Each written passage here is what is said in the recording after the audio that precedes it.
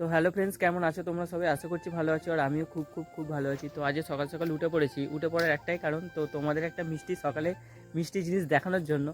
তো ভিডিওটাকে স্কিপ করবে না, ঠিক আছে? আমি তোমাদের ভিডিওটা দেখাচ্ছি যে কী কারণে আমি সকালবেলা উঠেছি, আর তোমাদের সাথেও শেয়ার করছি, তাই জন্য ভিডিওটা করলাম।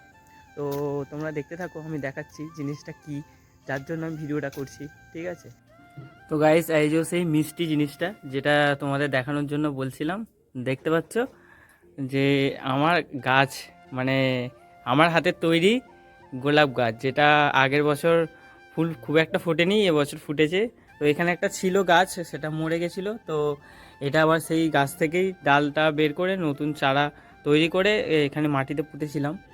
আর এই যে একটা গাছ দেখতে পাচ্ছ, এটা টবে হয়েছে, এটা আর কি এখনও ফুল হয়নি।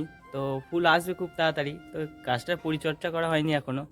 তো আমি প্রত্যেক বছরই গাছ করি, তো এবছর গাছ করা হয়নি, তার কারণ কাজের চাপে এবং সময়ের অভাবে করা হয়নি। আর এটা যে দেখতে পাচ্ছ, এটা একটা ছোট্ট গাছই, গাছটাতে ফুলটা খালি হয়েছে দেখো। তো আমার সত্যি কথা বলতে কি আজকে প্রচুর আনন্দ লাগছে, তার কারণ হচ্ছে এই ফুলটা মানে দেখে সকালবেলা মনটা একদম পুরো খুশিতে ভরে গেল, যেহেতু গাছটা গাছটা ছোট, কিন্তু গাছটাতে ফুলটা দেখেছো গাইস। তো এখন এতে সার মশলা আমি কিছুই দিইনি, কিন্তু তাও মাটির জোরেই ফুলগুলো এত সুন্দর হয়েছে। তো ভাবলাম তো তোমাদের সাথে একটু শেয়ার করি, তাই ভিডিওটা করলাম।